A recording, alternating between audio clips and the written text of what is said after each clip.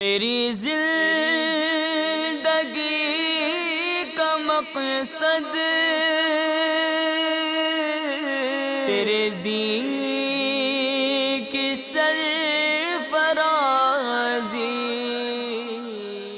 الحمدللہ رب العالمین والصلاة والسلام علی سید المرسلین، اما بعد فاعوذ باللہ من الشیطان الرجیم، بسم اللہ الرحمن الرحیم۔ الصلاة والسلام علیک یا رسول اللہ وعلی آلک واصحابک یا حبیب اللہ۔ الصلاة والسلام علیک یا نبی اللہ وعلی آلک واصحابک یا نور اللہ۔ میٹھے میٹھے اسلامی بھائیوں اور مدنی چینل کے ناظرین، مدنی چینل کے سلسلے با مقصد زندگی کے ساتھ ایک بار پھر آپ کے ساتھ ہیں۔ آئیے حسب معمول سلسلے کا آغاز درود پاک کی فضیلت سے کرتے ہیں۔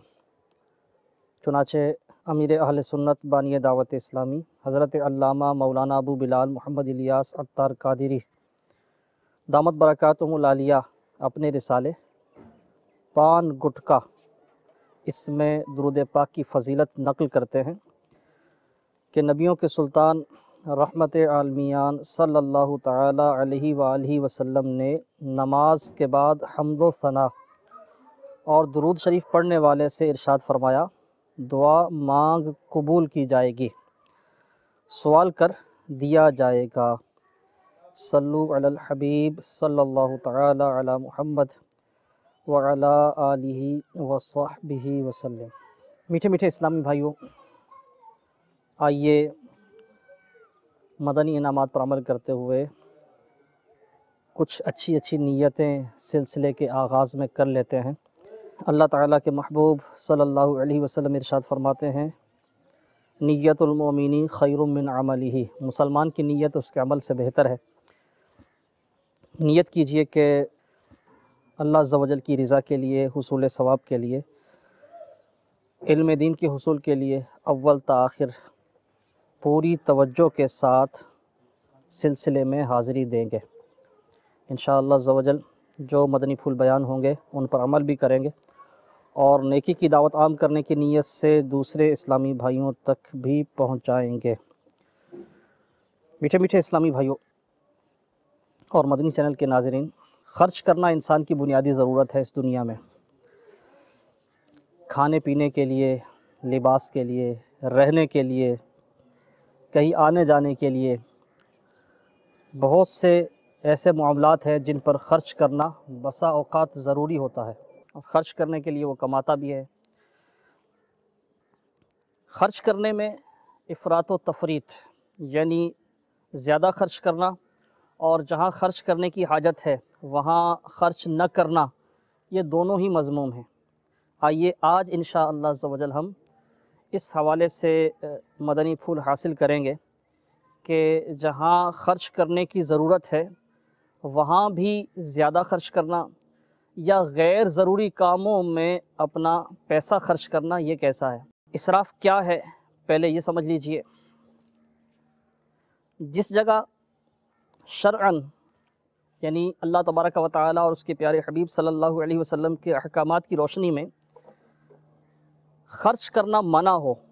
یعنی ناجائز کاموں پر خرچ کرنا، فسق و فجور پر خرچ کرنا، گناہ والی جگہوں پر خرچ کرنا، اللہ تبارک و تعالی قرآن پاک میں ارشاد فرماتا ہے، بے جا نہ خرچو، بے شک بے جا خرچنے والے اسے یعنی اللہ تبارک و تعالی کو پسند نہیں۔ اس آیت مبارکہ کے تحت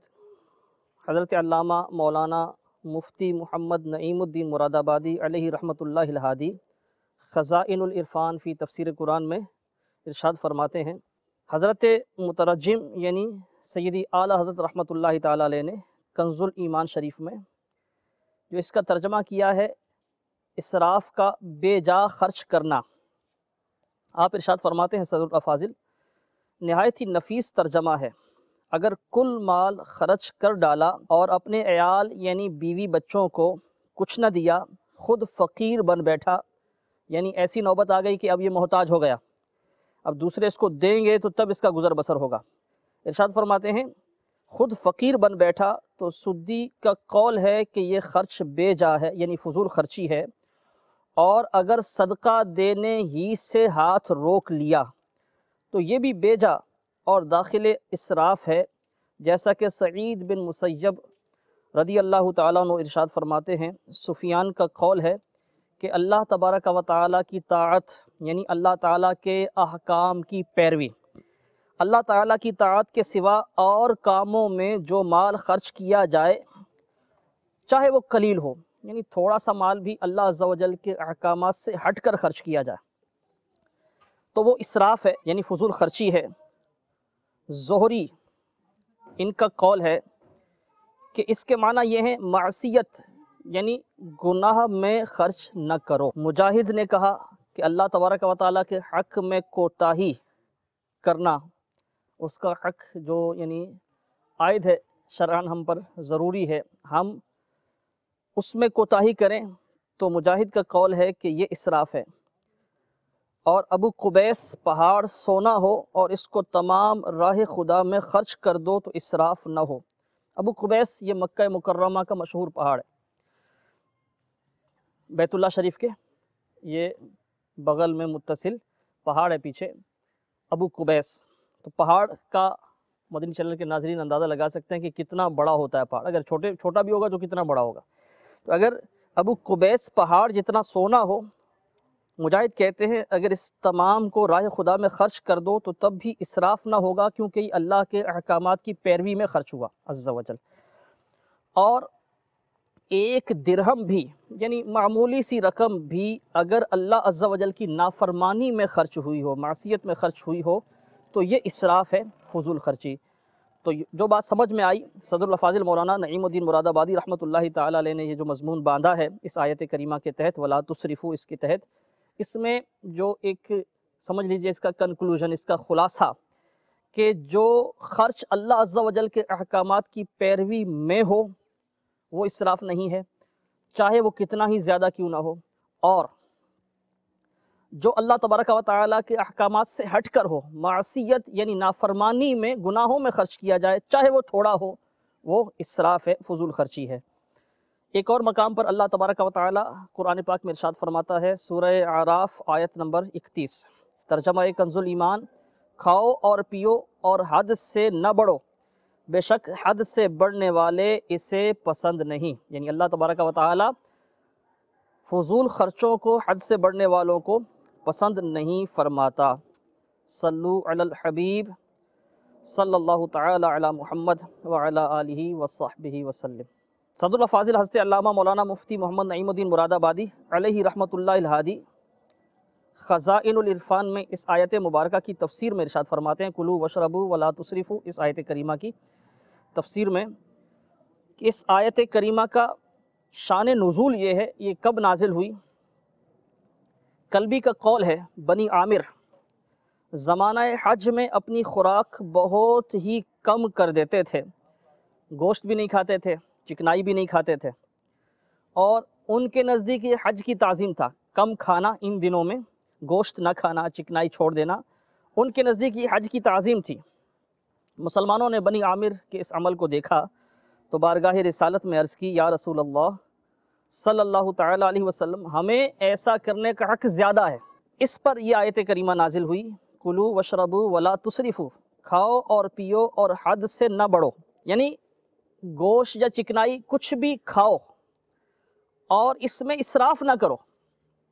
یعنی اتنا نہ کھاؤ کہ یعنی پیٹ بھر جانے کے بعد بھی مزید کھاؤ، یا پھر کھانے پینے میں جائز ناجائز کی پرواہ بھی نہ کرو، حلال حرام کی پرواہ بھی نہ کرو، تو یہ بھی اسراف ہے۔ یعنی اللہ تبارک و تعالیٰ نے جس چیز کو تمہارے لیے حلال کیا ہے، یعنی جس کا کھانا جائز ہے، تم از خود اسے اپنے اوپر حرام کر لو تو یہ بھی اسراف ہے، حد سے بڑھنا ہے یہ بھی۔ حضرت سیدنا عبداللہ ابن عباس رضی اللہ تعالی عنہما آپ ارشاد فرماتے ہیں، کھا جو چاہے، یعنی جو تمہارا جی چاہے اسے کھاؤ، اور جس چیز کے پہننے پر تمہارا جی چاہے پہنو، مگر اسراف یعنی فضول خرچی اور تکبر سے بچتے رہو۔ اس آیت کریمہ سے ایک یہ بات بھی سیکھنے کو ملی کہ کھانے اور پینے کی تمام چیزیں حلال ہیں سوائے ان کے جن میں شریعت میں کوئی ایسی دلیل ہو، دلیل حرمت، یعنی ان کے حرام ہونے پر، ان کے کھانے کے ناجائز ہونے پر کوئی دلیل اگر ہے قرآن و حدیث میں، جس چیز کے کھانے سے منع کیا گیا ہے تو وہ ہے حرام۔ ان کے علاوہ جن کو قرآن و حدیث میں حرام قرار دیا گیا، اب ان کے علاوہ کھانے پینے کی تمام چیزیں یہ حلال ہیں اور ان کا کھانا جائز ہے، کیونکہ یہ قاعدہ مسلمہ ہے، مقررہ ہے کہ تمام اشیاء میں اباحت ہے، یعنی مباح ہیں، جائز ہیں، مگر جس پر شارع یعنی قرآن و حدیث میں جن کی ممانعت آئی ہو، جن سے منع کیا گیا ہو وہ منع ہیں، اور جن سے منع نہیں کیا گیا وہ مباح ہیں، ان پر اباحت ہے۔ اور اگر کوئی ان کو حرام کہے، یعنی کھانے پینے کی چیزوں میں یا کسی بھی معاملے میں، وہ کام، وہ فعل، وہ شے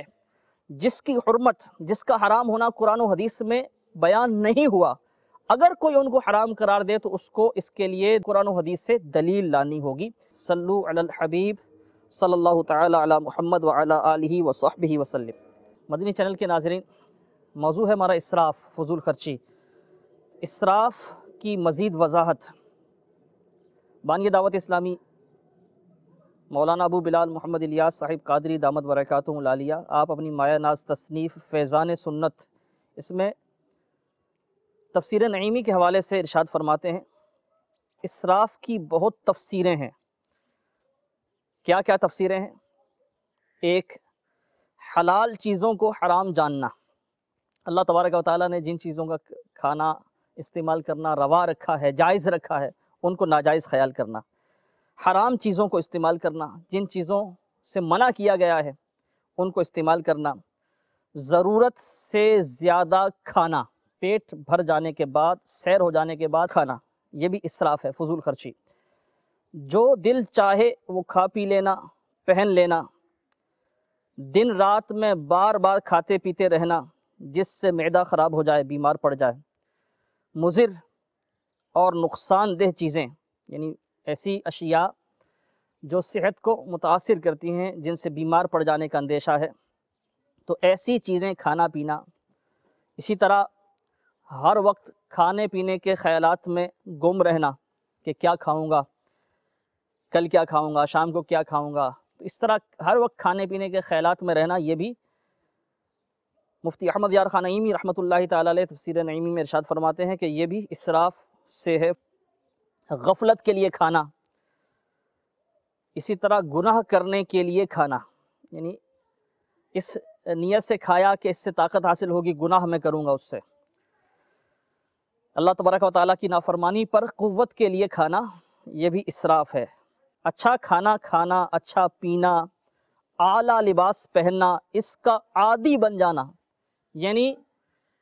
عادی اس کو کہیں گے کہ اگر ایسا کھانا نہ ملا تو کھا ہی نہیں سکے گا، مزاج ایسا بن گیا کہ اگر پھر وہ اس معیار کا کھانا نہ ہوا تو یہ نہیں کھا پائے گا۔ اسی طرح اعلیٰ لباس پہننے کا عادی ایسا ہوا کہ اب یہ عام لباس نہیں پہن سکتا، تو مفتی صاحب ارشاد فرماتے ہیں کہ یہ بھی اسراف ہے۔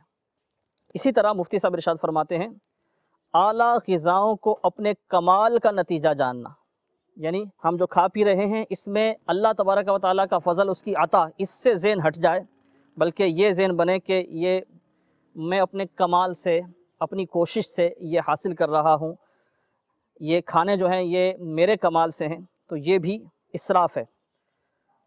مفتی صاحب ارشاد فرماتے ہیں غرض یہ کہ اس ایک لفظ میں بہت سے احکام داخل ہیں۔ اسراف جس کا معنی ہے فضول خرچی، لفظ ایک ہے، مفتی صاحب ارشاد فرماتے ہیں اس ایک لفظ میں بہت سے احکام داخل ہیں، اس اسراف کے ایک لفظ میں بہت سے احکام چھپے ہوئے ہیں۔ میٹھے میٹھے اسلامی بھائی اور مدنی چینل کے ناظرین، ایک ضروری وضاحت یہ بھی سن لیجئے کہ جس طرح فضول خرچی میں بھلائی نہیں، لا خیر فی الاسراف، اسراف میں بھلائی نہیں ہے، اسی طرح لا اسراف فی الخیر، جس طرح فضول خرچی میں بھلائی نہیں، اسی طرح نیکی اور بھلائی کے کاموں میں خرچ کرنا یہ فضول خرچی نہیں ہے۔ جیسا کہ ماہ میلاد میں، ربیع الاول شریف میں، اس مبارک مہینے میں ہر سال لاکھوں مسلمان اپنے آقا و مولا حضور نبی کریم رؤوف الرحیم صلی اللہ تعالیٰ علیہ وآلہ وسلم کا جشن ولادت مناتے ہیں مجموعی طور پہ دنیا بھر میں کروڑوں مسلمان۔ اس خوشی میں اپنے گھروں، دکانوں، محلوں، گلیوں کو سجاتے ہیں، چراغاں کرتے ہیں، سبز پرچم لہراتے ہیں، صدقہ و خیرات کرتے ہیں، لنگر و نیاز کا اہتمام کرتے ہیں، محافل ذکر و نعت، اجتماعات میلاد منعقد کیے جاتے ہیں، علماء کرام کو بلایا جاتا ہے، ذکر ولادت شریف ہوتا ہے، صحابہ کرام رضی اللہ تعالیٰ عنہم، اہل بیت اطہار، ازواج مطہرات رضی اللہ تعالیٰ عنہم، تابعین کرام، اولیاء کرام، صالحین رحمہم اللہ السلام، ان کی ایصال ثواب کے لیے اجتماعات ہوتے ہیں، بزرگان دین کے اعراس ہوتے ہیں، ایصال ثواب کا اہتمام کیا جاتا ہے۔ تو یہ سارے کام جو ہیں یہ بھلائی کے ہیں، نیکی کے ہیں۔ جس طرح اسراف میں، فضول خرچی میں بھلائی نہیں، اسی طرح یہ قاعدہ ذہن نشین کر لیجئے کہ بھلائی کے کاموں میں خرچ کرنا یہ اسراف نہیں، فضول خرچی نہیں۔ دعوت اسلامی کے اشاعتی ادارے مکتبۃ المدینہ کی مطبوعہ 561 صفحات پر مشتمل کتاب ملفوظات اعلیٰ حضرت، اس کے صفحہ نمبر 174 پر ہے، سیدی اعلیٰ حضرت عظیم البرکت پروانہ شمع رسالت مولانا شاہ امام احمد رضا خان علیہ الرحمۃ الرحمن سے پوچھا گیا، میلاد شریف میں جھاڑ روشنی کے لیے مشعل ہوتی ہے 5 شاخوں والی، میلاد شریف میں جھاڑ، فانوس، فروش وغیرہ سے زیب و زینت اسراف یعنی فضول خرچی ہے یا نہیں؟ تو آپ رحمۃ اللہ تعالیٰ علیہ نے ارشاد فرمایا، علماء ارشاد فرماتے ہیں، لا خیر فی الاسراف ولا اسراف فی الخیر، یعنی اسراف میں، فضول خرچی میں بھلائی نہیں، اور بھلائی کے کاموں میں خرچ کرنا یہ اسراف نہیں، بھلائی کے کاموں میں خرچ کرنا فضول خرچی نہیں۔ تو جس شے سے حضور نبی کریم صلی اللہ علیہ وسلم کی تعظیم، آپ کے ذکر کی تعظیم مقصود ہو، یہ ہرگز ناجائز یعنی ممنوع نہیں ہو سکتی۔ امام غزالی رحمۃ اللہ تعالیٰ علیہ نے احیاء العلوم میں سید بو علی روز باری علیہ رحمۃ اللہ الوالی سے نقل کیا کہ ایک بندہ صالح یعنی ایک نیک شخص نے مجلس ذکر شریف ترتیب دی، حضور پاک صاحب الاولاق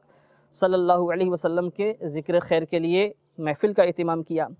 اس میں 1000 شمعیں روشن کی، 1000 یوں کہہ لیجئے چراغ جلائے، لائٹنگ کی۔ ایک شخص ظاہر بین یعنی صرف ظاہر کو دیکھنے والے، وہ جب محفل میں آئے، انہوں نے دیکھا کہ اتنی زیادہ شمعیں روشن ہیں، تو یہ کیفیت دیکھ کر واپس جانے لگے کہ اتنا انہوں نے اہتمام کیا ہوا، یہ فضول خرچی ہے، اسراف ہے۔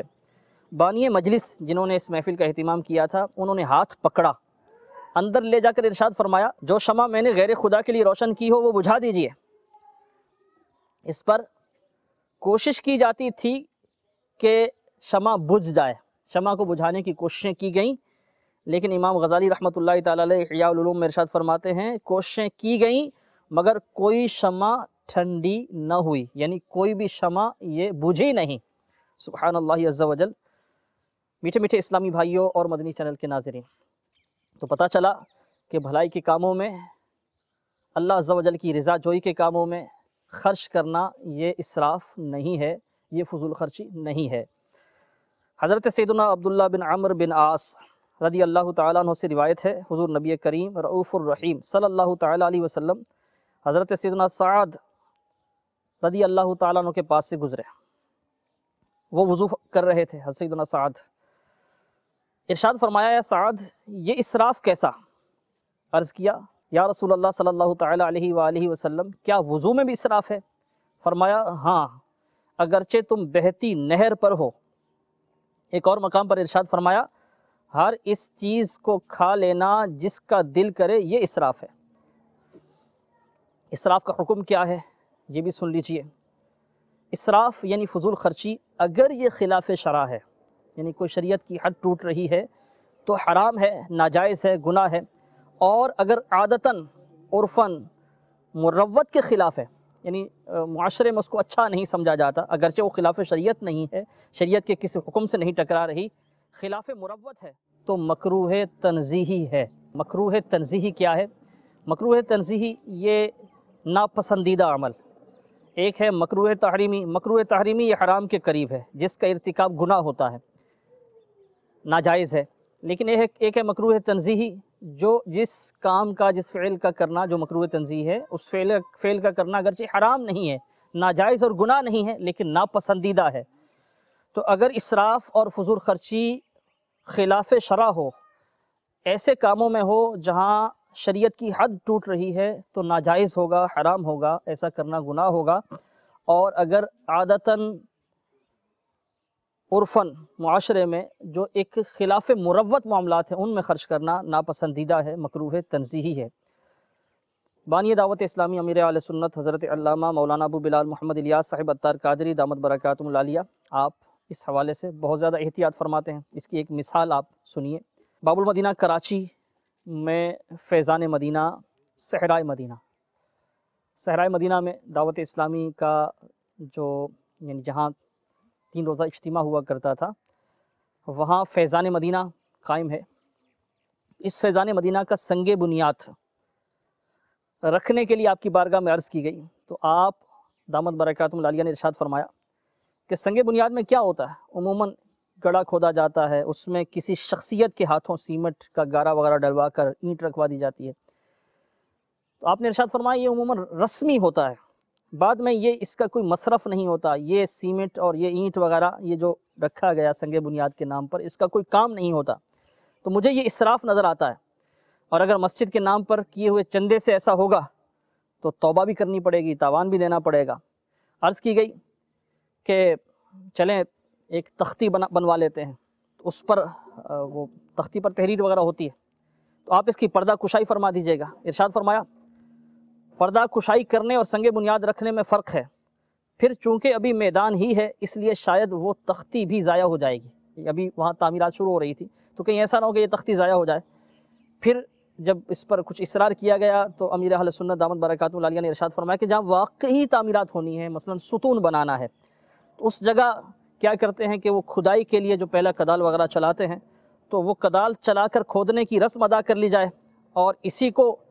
یعنی سنگ بنیاد نہ کہا جائے بلکہ تعمیر کا آغاز کہا جائے۔ چنانچہ 22 ربیع الاول شریف 1426 سنہ ہجری بمطابق 1 مئی 2005 اتوار کے دن امیر اہل سنت دامت برکاتہم العالیہ کی سادات کرام سے محبت میں ڈوبی ہوئی خواہش کے مطابق 25 سید زادے مدنی منوں نے اپنے ہاتھوں سے مخصوص جگہ پر وہ کدال چلائے کھدائی کا آغاز کیا۔ امیر اہل سنت دامت برکاتہم العالیہ خود بھی اس کام میں شریک ہوئے، اور اس نرالی شان سے فیضان مدینہ صحرائے مدینہ سپر ہائی وے باب المدینہ کراچی کے تعمیری کام کا آغاز ہوا۔ صلو علی الحبیب صلی اللہ تعالی علی محمد وعلی آلہ وصحبہ وسلم۔ میٹھے میٹھے اسلامی بھائیوں، آپ نے اسراف یعنی فضول خرچی کے بارے میں سنا۔ فضول خرچی کیا ہے؟ خلاف شرع کاموں میں خرچ کرنا فضول خرچی ہے۔ عادتاً عرفاً جن کاموں میں خرچ کرنا مروت کے خلاف ہو اس میں خرچ کرنا یہ فضول خرچی ہے، یا صرف عمدہ غذائیں ہی کھانا، عمدہ لباس ہی پہننا، یہ سب فضول خرچی میں داخل ہے۔ اور فضول خرچی اسراف اس کا مفہوم بہت وسیع ہے، یہ بھی آپ نے سنا۔ انشاءاللہ عز و جل اگلے سلسلے میں اسراف سے متعلق مزید مدنی پھول بیان کیے جائیں گے۔ اسراف کا سبب کیا ہے، اس کی مثالوں کے ساتھ انشاءاللہ وضاحت ہوگی، اور فضول خرچی سے کیسے بچا جائے یعنی اسراف کے علاج انشاءاللہ عز و جل یہ بھی بیان کیے جائیں گے۔ مدنی چینل دیکھتے رہیے، انشاءاللہ عز و جل دنیا و آخرت کی ڈھیروں بھلائیاں حاصل ہوں گی۔ اللہ تبارک و تعالی ہمیں ہر ناپسندیدہ کام سے بچنے کی سعادت بخشے، آمین بجاہ النبی الامین۔ صلو علی الحبیب صلی اللہ تعالی علی محمد وعلی آلہ وصحبہ وسلم۔ میری زندگی کا مقصد تیرے دین کی سر